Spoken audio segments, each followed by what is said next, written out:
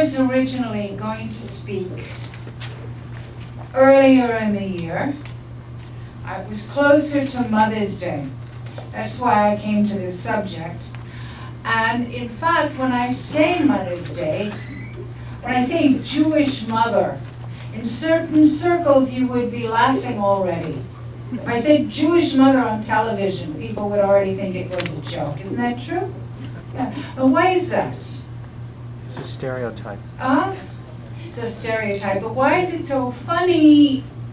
That is a deeper why, and I can't answer that. You can leave it for the psychiatrists to figure out, because I can't.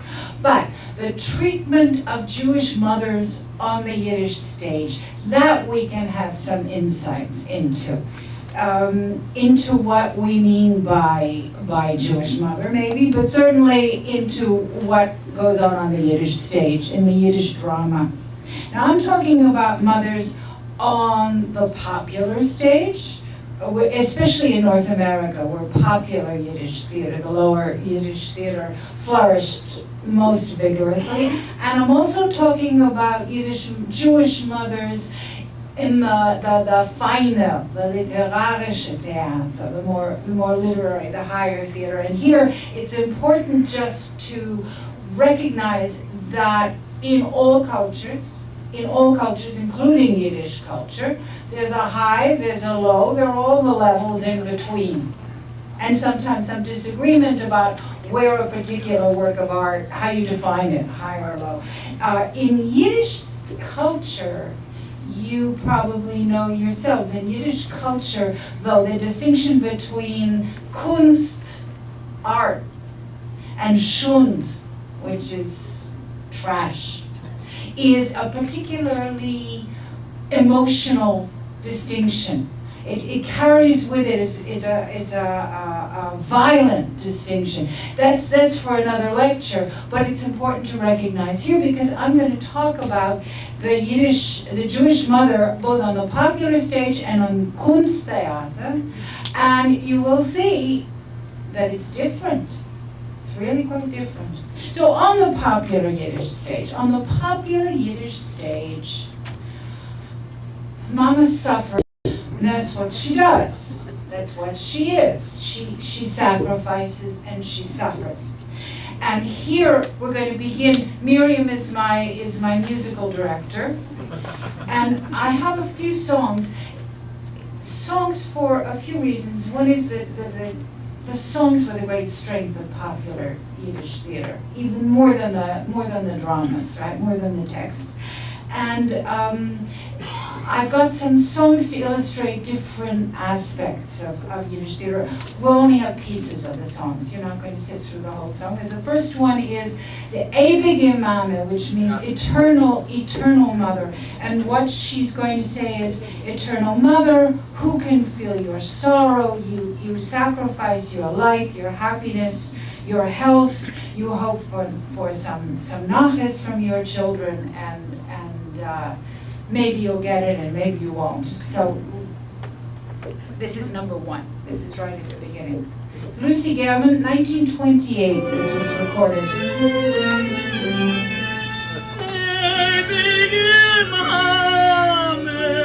See, she's weeping. I'm singing, but she's gone.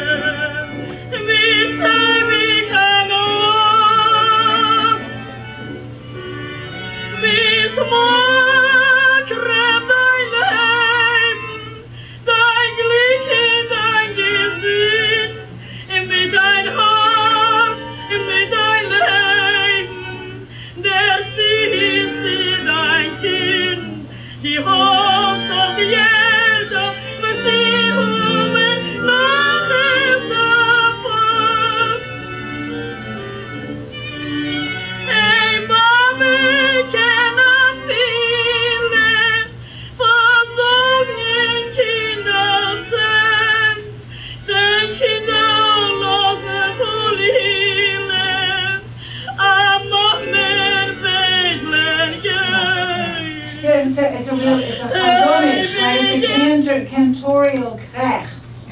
And what it reminds you of is it's Mother Rachel. I mean, what do we know about Mother Rachel? She weeps. The verses say, well, she scrubs and she washes, and the father is bad to her and to the children, and then the father dies and she has to take care of the children. And there are many similar, some other titles are A Mama's Tränen, A Mother's Tears, right? A Mama is the beste Freund, a mother is the best friend, and so on. And there are also lullabies. I don't know of any other theater in which there are so many lullabies as show tunes, and they are very often about the mother. You know, though she's singing to the child, but she's singing about herself. So that's one aspect of the mother. Then, even when there is no child, there are many plays about the thwarted maternal urge of a kind of rage, a kind of passion, even when the child is not there. Have any of you ever seen the film with CIYCL, Wo ist mein Kind? Yeah, they show that. They show that every once in a while. So you remember the story is that at the beginning, a young woman gives away her newborn for adoption. She believes it's the best thing for the child, and she does it. But immediately afterwards, she regrets it. It's too late. The child has been given away for adoption. They won't tell her where. And what happens to her is that she longs so to have the child back that she eventually goes mad. And they put her in an institution, and there was a young doctor, finally, many years later, who is kind to her, and of course that turns out to be her child right at the end. So it's I don't know that you call it a happy ending exactly, but there is a reconciliation. And this is a well-known song. This is Jenny Goldstein, and she's singing Ich bin a Mame, nur wie ist mein Kind? I'm a mother, where is my child? And the verses say, because this is cut number 4, right? The verse says that other mothers get to be at their child's wedding, and I'm not allowed to come because I have sinned. You don't know exactly why. I mean, it's from the play, the plot of the play, and I'm not allowed to be there. I'm not destined to be loved by my child. Right? Okay, so we're going to play this. You'll hear it. First she sings, and then there's a kind of a recitative. So we're going to play till you can get out. Okay, 4. This is 1927.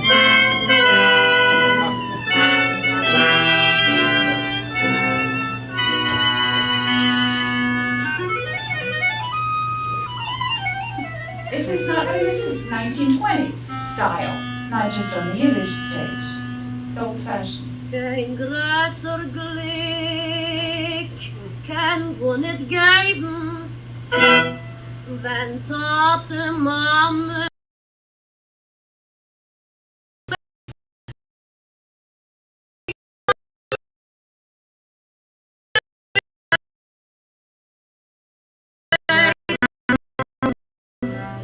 nur ich bin verscholten, bin Gott in Leid.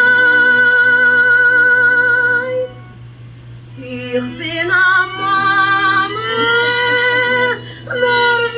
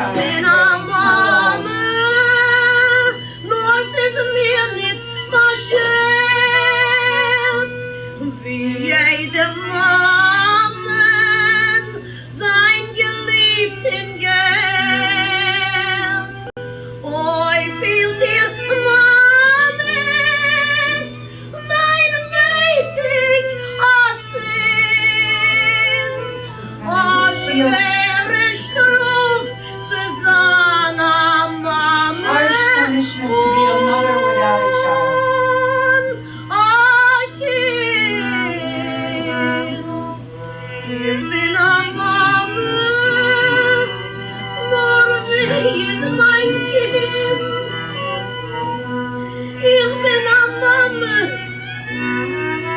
Und ich leid am Kind. Ich bin am Mama. Am Mama bitte. Es ist Kind am Stein. Ach, ich bin nur der Mama. It's old-fashioned, but right? There's a lot of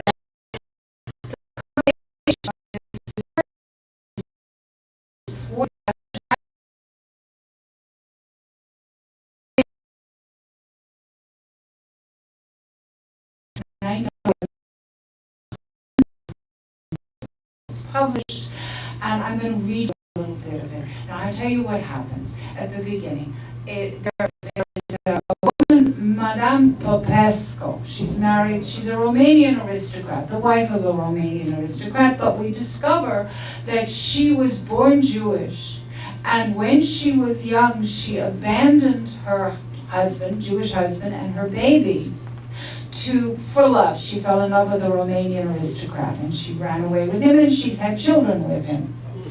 Now, the son, who is grown, his name is Yankiv. He's an artist, gifted, he's won some enormous prize, and he wants to get married, and so he had to find his mother to get her signature on some papers. So he finds her, they find each other, and he's sick, and in this scene, she comes to his sick bed. Now,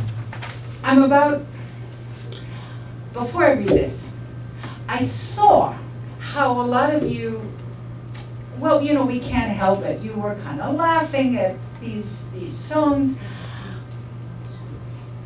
Even I, a little bit, I can't help laughing. But this is a 19th century sensibility.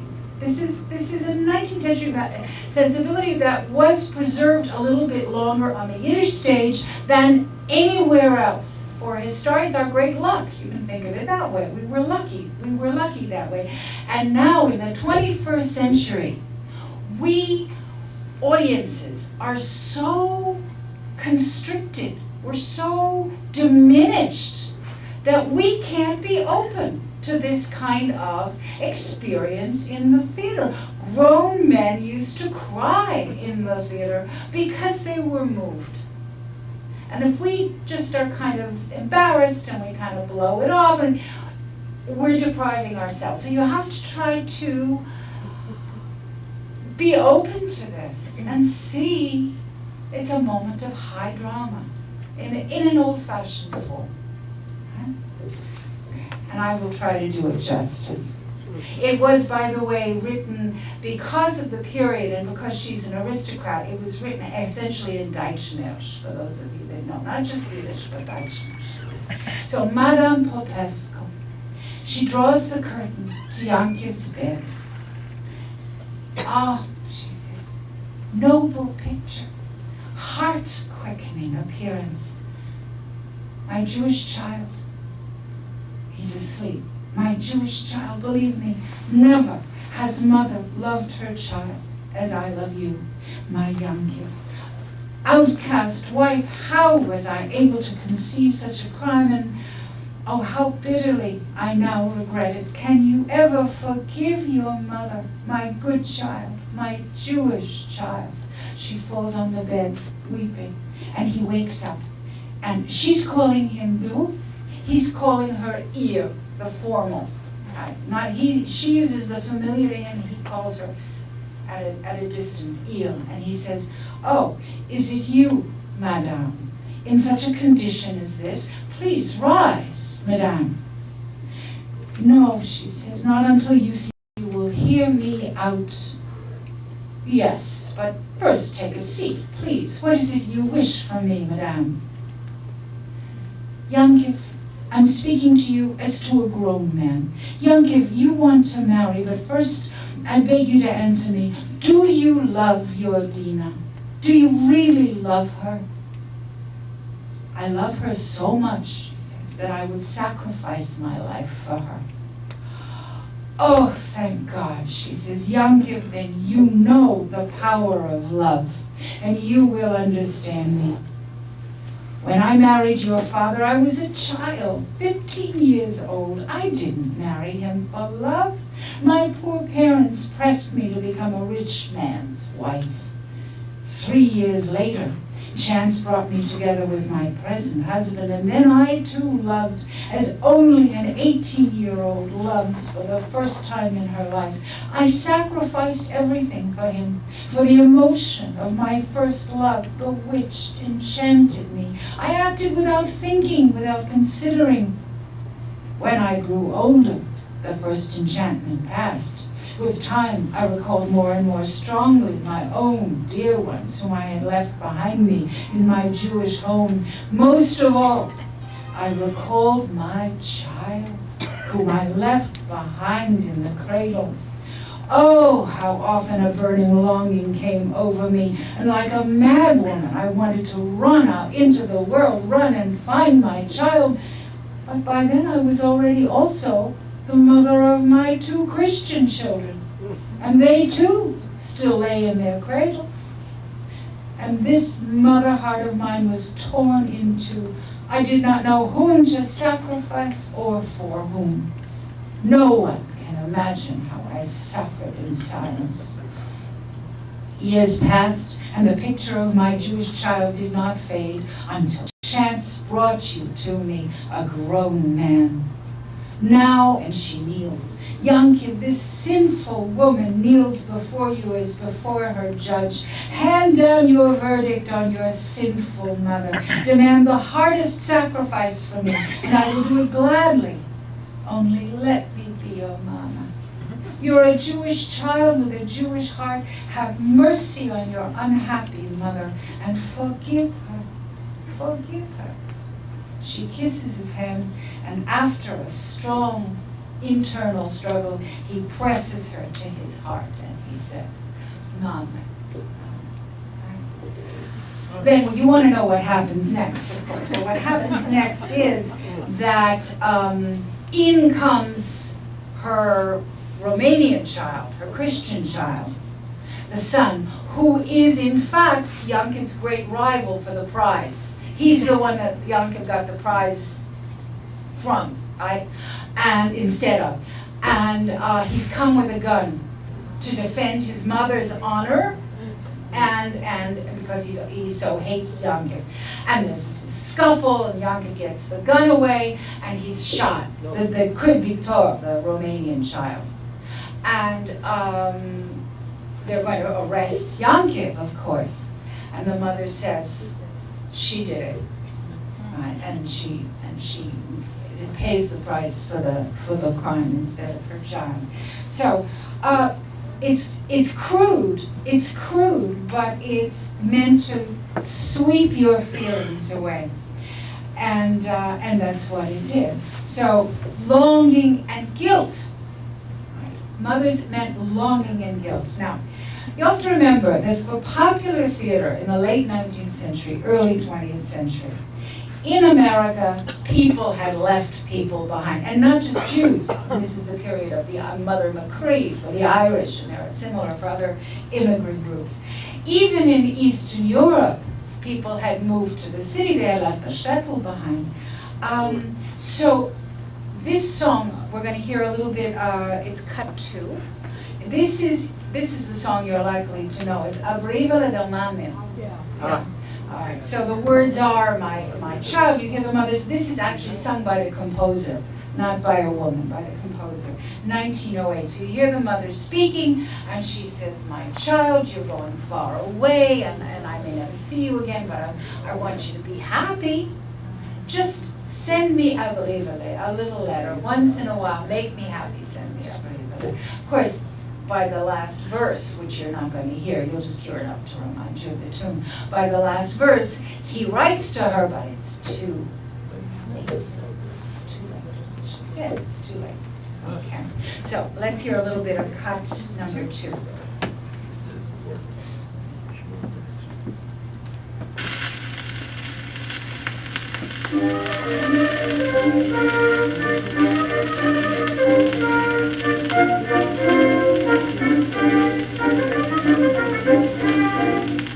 Mein Kind, mein Freund, du Forster weg, der sei ja so na gute. Wir dürfen nicht rennen, nur nicht weg, dein freie Liebe Mutter. Du wollst mein Kind, mein Enkelkind, arriba, weite Jahren.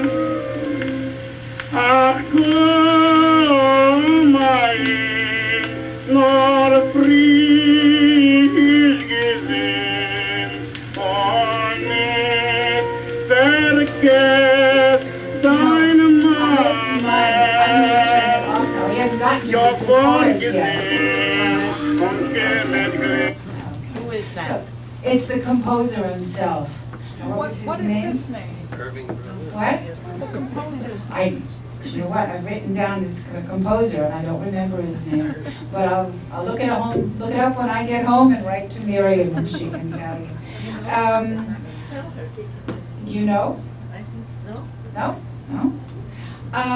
So this is very common on the Yiddish stage, because what the mother is doing here is, when people sing about the mother, she's embodying home. They're not just singing about the mother. They're singing about home, and not just about whatever little shtetl it happened to be, but a larger spiritual home. That means all the traditions. There are so many scenes on the Yiddish stage, the popular Yiddish stage, of a mama lighting candles. Because it isn't just the mama, it's the whole tradition.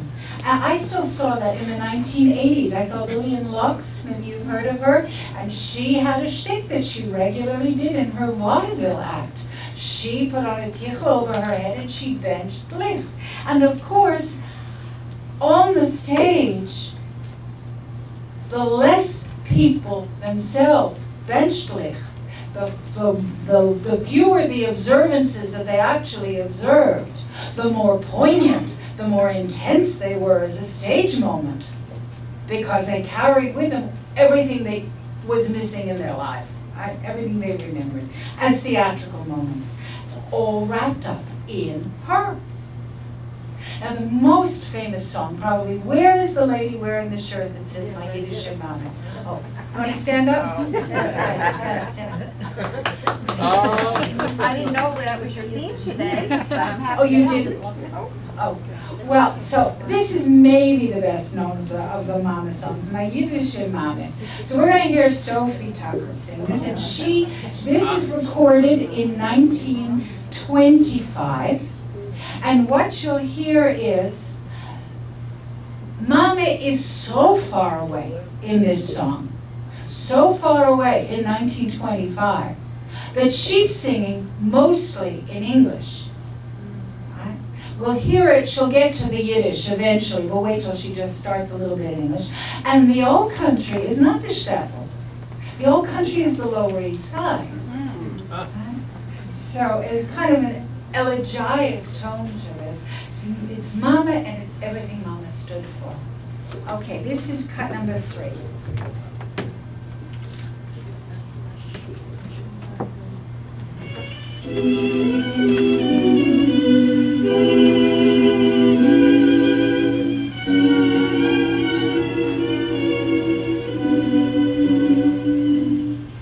Things I should be thankful for, I've had a goodly share.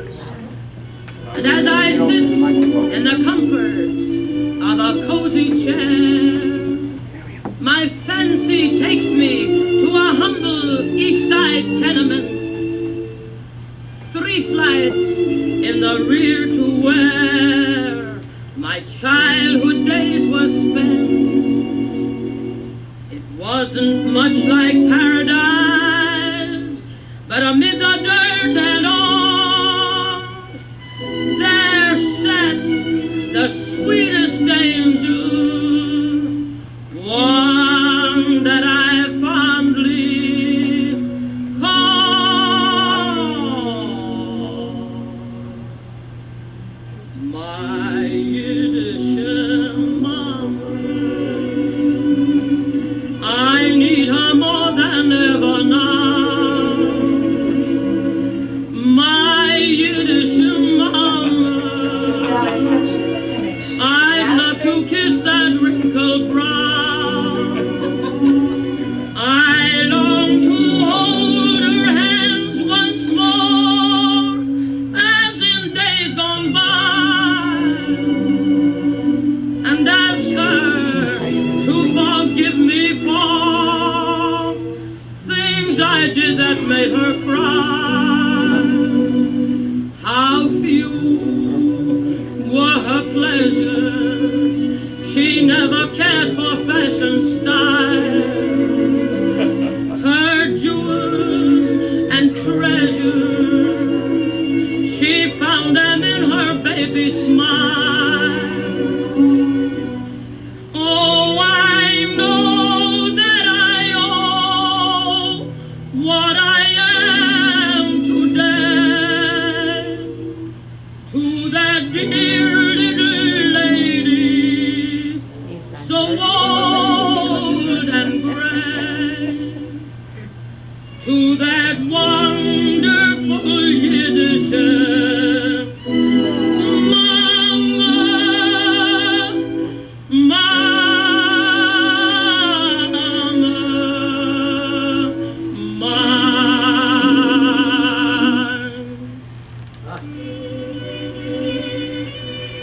Wie ich steh du und tracht, kommt mir vor mein alte Mama. Nicht kein abgepackte Jenke, und nicht kein ausgeputzte Dame. Nur eine Mutter von Festheit, Their mama was not a von Yankee. größeres Angebot. All right, now you can wring out your handkerchiefs because we are moving on to Kunst, to the highbrow. Now, among the more intellectually ambitious playwrights and performers and audiences, they were just as homesick. Their mothers died just as young. Their immigrant lives were just as hard. People assimilated just at least as fast. But there are fewer mother figures altogether, fewer plays about mothers. And when there are mothers, they are more than this generic symbol of virtue and of loss. Of course, it's better playwrights, and therefore the characters that they created were fuller and rounder characters. But motherhood is not what these women are. It's not the drama. It's the arena within which the drama takes place. Right? They're larger than that. Now, I'm going to talk to you first of all about a play that I really like called Mira Ephras. It's by Jacob Gordon, who is there with the beard. Jacob Gordon, right? No, with the beard, that beard. My nickname. Mira Ephras, subtitled The Jewish Queen Lear.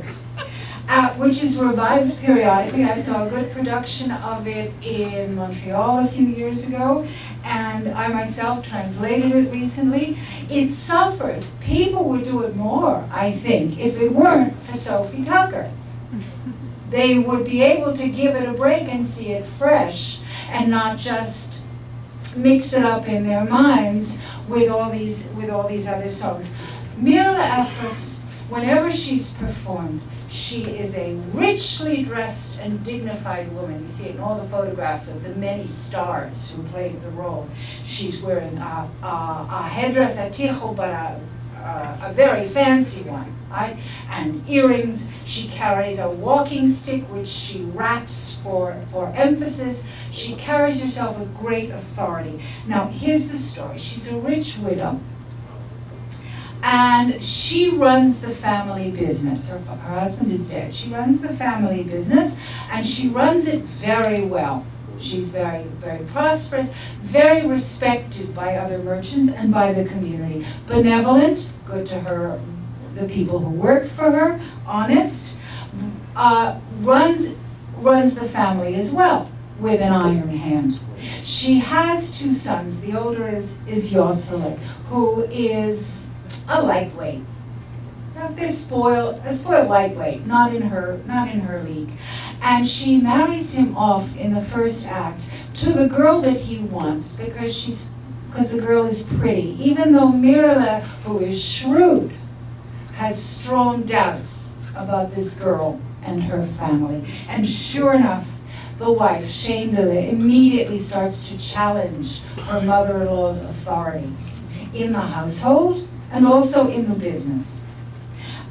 So she's rude to the faithful servants. This is what I'm going to read to you is the end of the second act. So what has just happened is that first Shendele tries to get Mirala's special footstool. She puts her feet up on it. Mirala wins that battle by sending for her jewel chest and propping her own feet up on the jewel chest. So she's won that round. But Shendele keeps trying, and she's been egging her husband, Yossele, on to demand that the mother let go of the family business, or at any rate, hand over what the father has left to his sons. And this is what Mirala says. You have to remember this is played by the stars, so I will do my best. Okay. All right. So, Shendele says, better just be nice about it. It's come to a showdown in the parlor, in this prosperous parlor in Russia. Better just be nice about it and give Yossele the inheritance that his father left him. His father left him a fortune. It doesn't belong to you. And Mirala, after a little back and forth, says, she's right. You're no longer little children, and it's time you should know. 18 years ago, your father died. You were still little tiny children.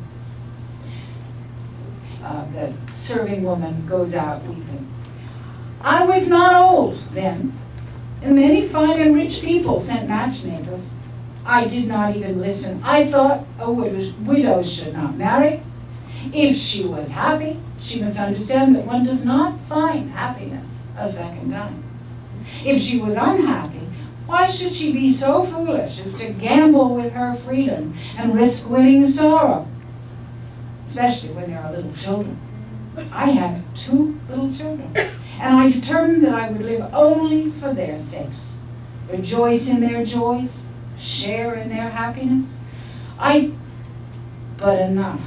I know your mother interests you very little. What you want to know is how much your father left you. I'll show you the books. No one in the world except Shaman the bookkeeper knows the secret. Your father died from sorrow and shame because he went bankrupt.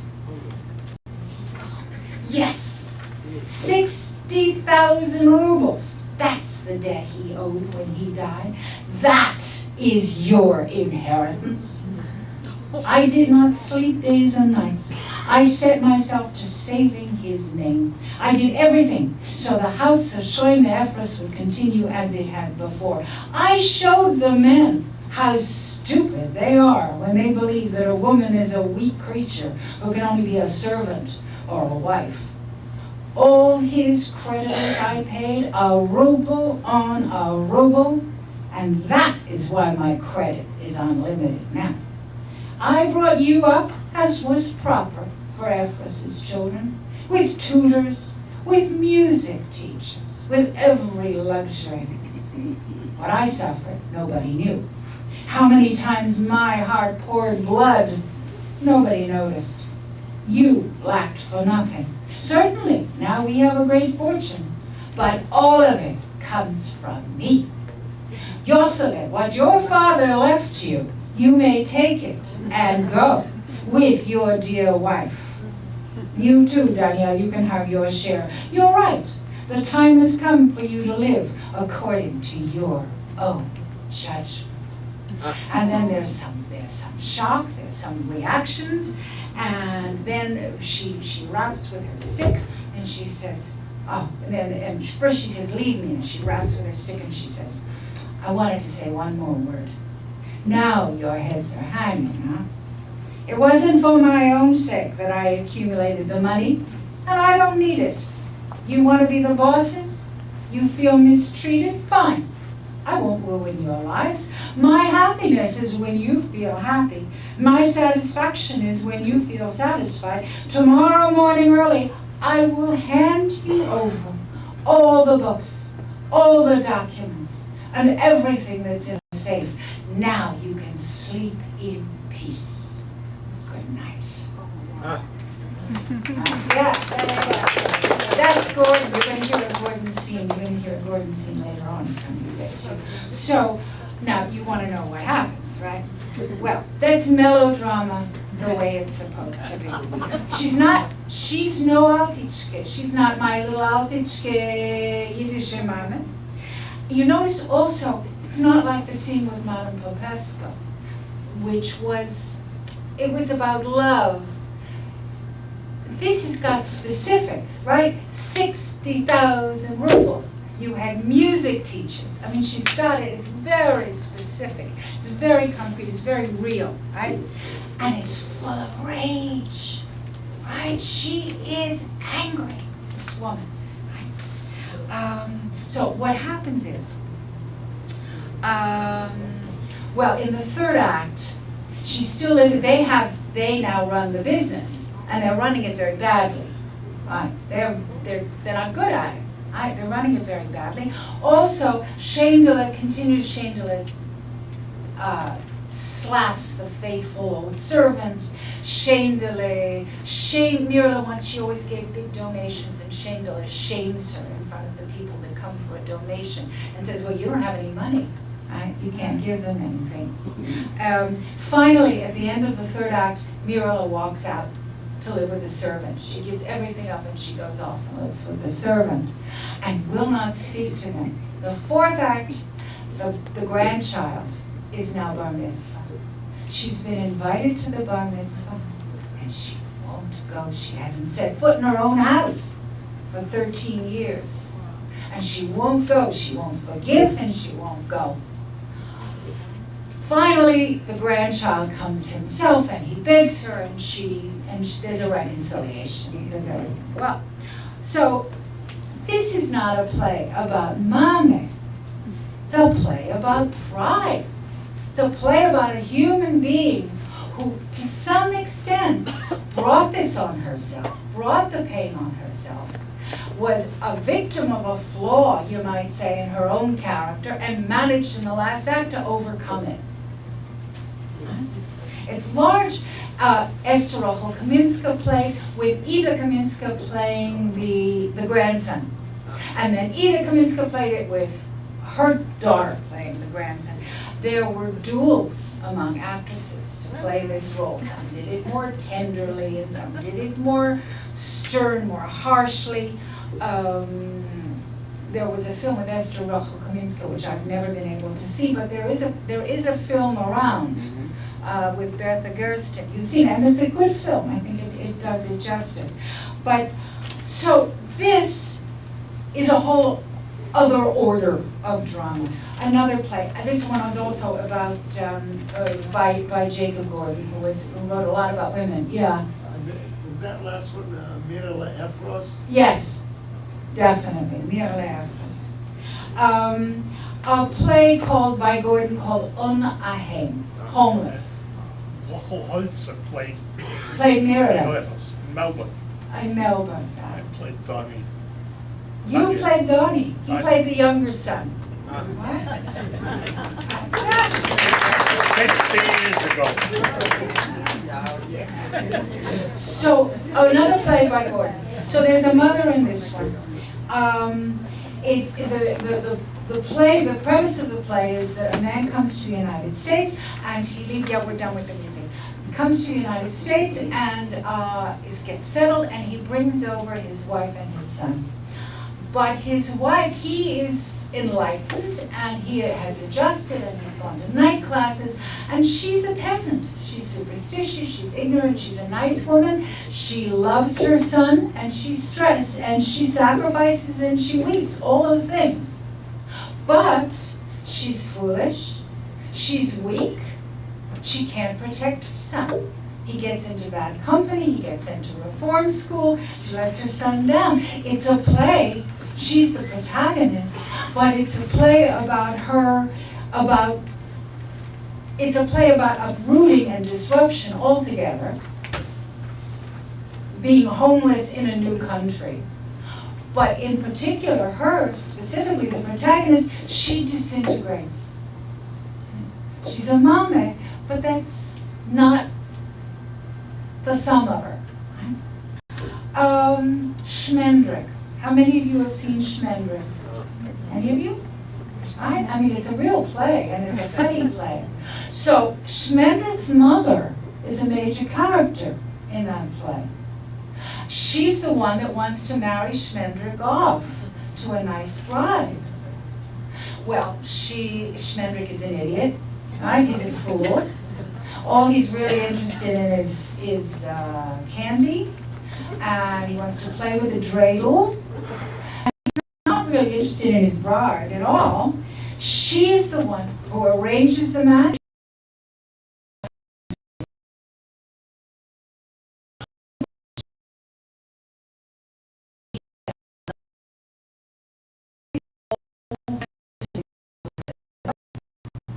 That's a mama in quite a good play, a silly play, but good. I mean, it's a funny play, but good. A play by Hirschbein. Actually, all of these playwrights are up here, one place or another. A play by Peretz Hirschbein called Die Novelle. People read some scenes from that when I was here at the Skirball a few years ago. A play that takes place, it's a naturalistic play. It takes place in a slum in Warsaw. People it's lowlifes. The story is about a man who flays carcasses. The veil is a carcass, and that's what he does for a living. So he stinks of blood. He's big and inarticulate and brutal. But the girl he loves won't give him the time of day. She despises him. Her mother is a major character in the play, and her mother is a rag picker, a lowlife, beats her daughter, sells her daughter's shoes so the daughter can't go out. She's a big character on the stage. She has a lot of power, and she's awful. So the good playwrights in the better theater were able to create mothers who were theatrical figures, a world away, a whole other kind of satisfaction from the songs that we heard. Virtually the last mother created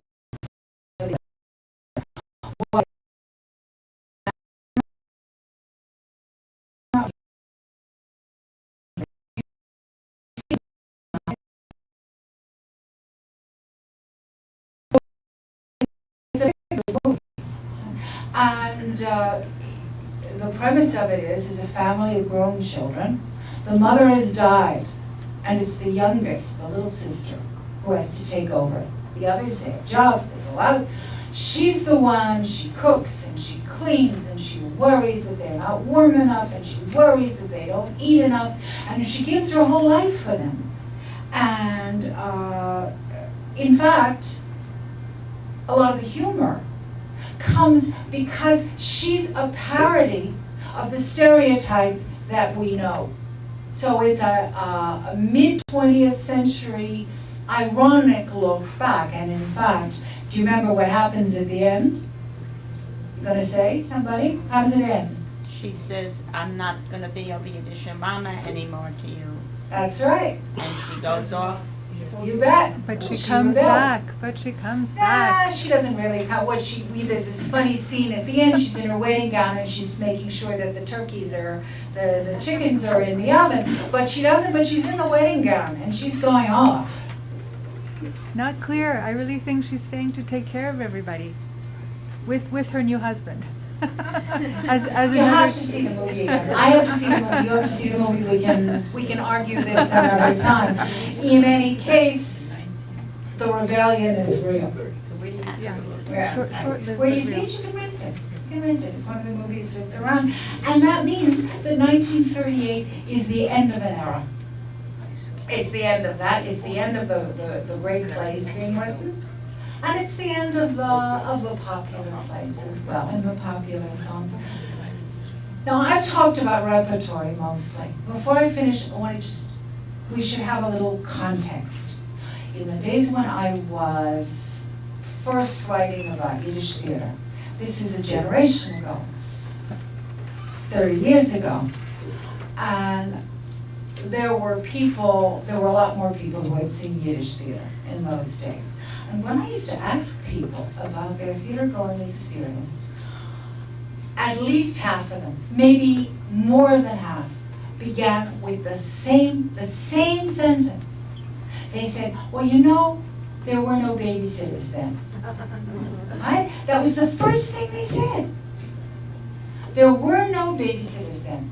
I went with my mother.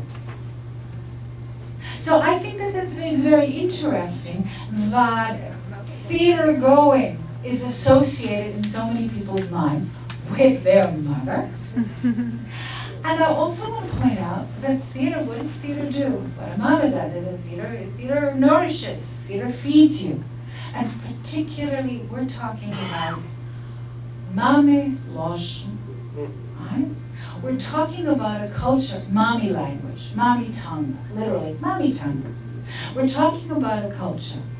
The culture that produced Yiddish theater, which is modern, secular Yiddish culture, is a culture in which the language itself and the literature that was developing out of that language was serving as more than serving as nationality, had in some sense become the nationality, become the identity, the loyalty. For some people, one can say the religion, the language.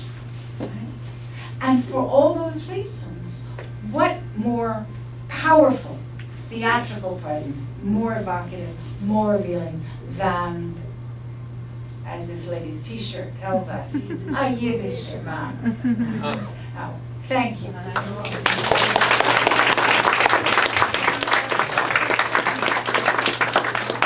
So I'm sure people want to talk about things they've seen, yes? Or maybe you want to ask a question, yeah.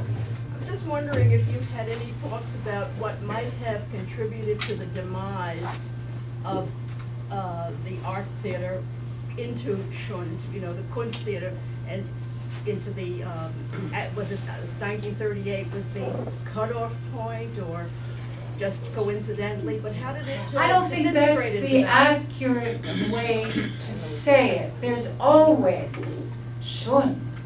There's always, you put on television, there's always Schund and there's always higher, but the higher took means... over the Yiddish theater pretty much versus, Maury Schwartz I don't and think- those people.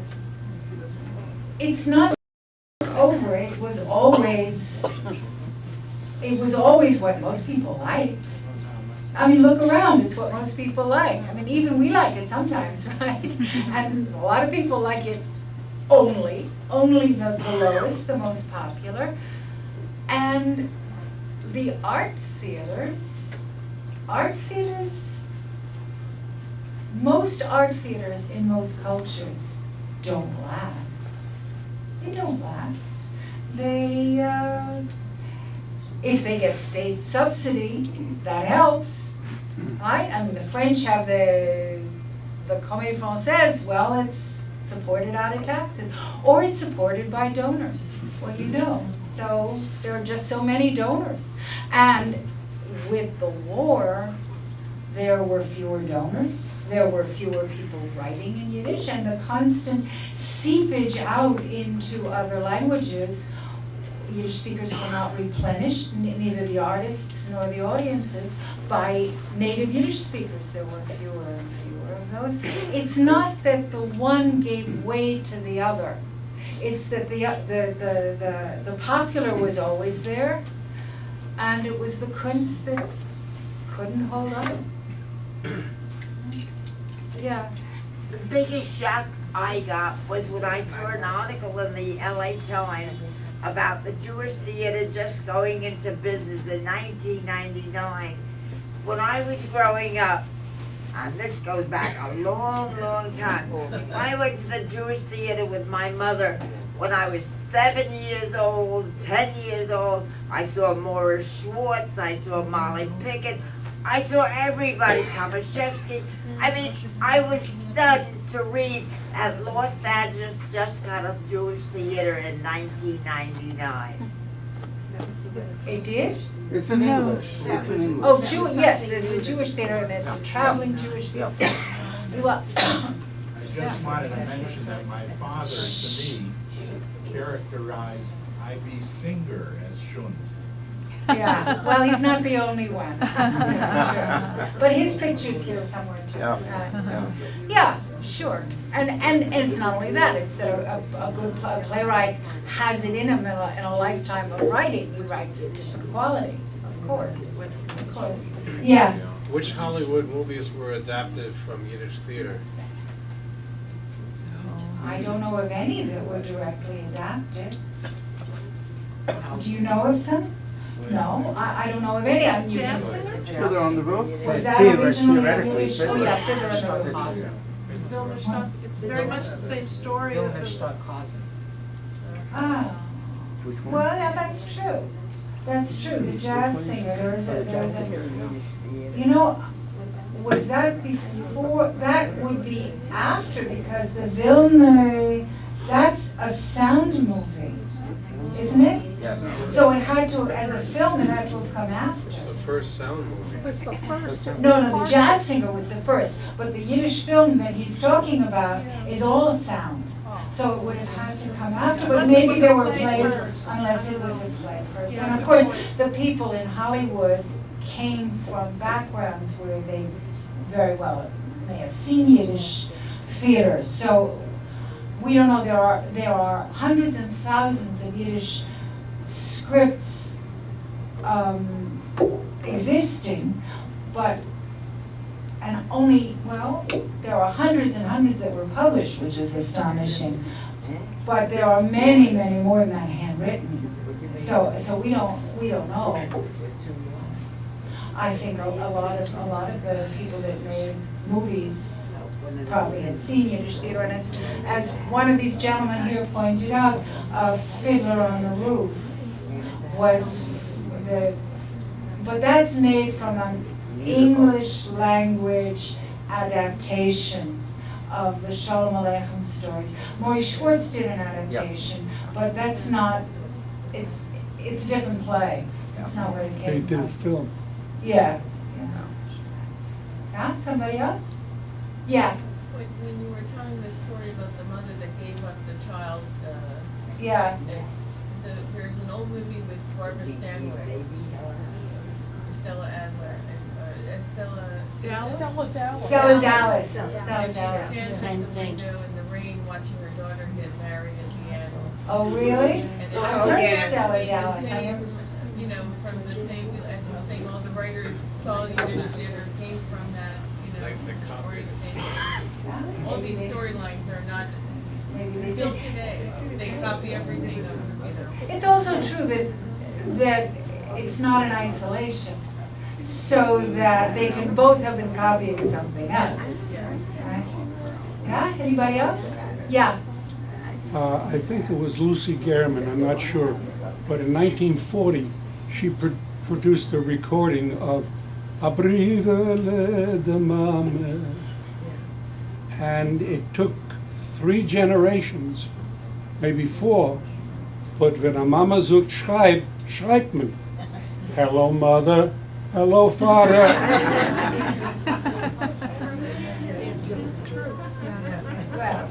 Yes, I've got a thing to say about that. Yeah. Was Mirala Efros loosely based on King Lear? Was that the idea? Yeah, well, the subtitle, he'd already written an adaptation of King Lear. And the subtitle is a Yiddish King Lear. Well, you know, in King Lear as well, it's pride. It's pride. He makes a big mistake at the beginning, Lear does. And he misjudges people throughout. So, yeah, I'm sure he had it in mind, and he subtitled it The Jewish Queen Lear. I mean, that's how, when it's published, that's the subtitle. I think of Gordon's plays were in a way adapted from Shakespeare, one of the great playwrights. Yeah, some were. He wrote a lot of plays. Program. Was taken from King Lear. Yeah. The yeah. program said, verteidigt und verbessert von Yankiv Gordon. Actually, you know, I don't think that was Gordon's production. I think that was earlier. It was earlier. I think by Gordon's time, I think they were more sophisticated. But what he's saying is that there's this, it seems to be true that there were adaptations of Shakespeare in the 19th century, in the early days, verteidigt und verbessert, that means translated and improved from Shakespeare. Yeah, they didn't do that much Shakespeare. There's a book about Shakespeare in the Yiddish stage. It's Faust, so yeah, it's not Shakespeare, it's Faust and Job, yeah. Can you give us a little Vorspeise about the scenes we're going to have? Oh, I sure can. Aren't you gonna do that when you went before each scene? Yeah, but this is just like Well, what's just coming. let me look at the list. So I actually am not sure about what order. We're going to do Greenfields first. No, we're going to do Riverside. Riverside Drive first. That's right. So we're going to have scenes all written in the 20th century. We're going to start with the most modern, and which is a domestic drama. We're going to see by Coburn. We're going to see a Shalom Aleichem comedy. We're going to see a romantic play by Herz Hirschbein. And we're going to see What Have I Left Out, the one I did my Gottmenschen Teufel, which is the one based on Faust, a Faust story by Gordon. Anything else? No? Thank you.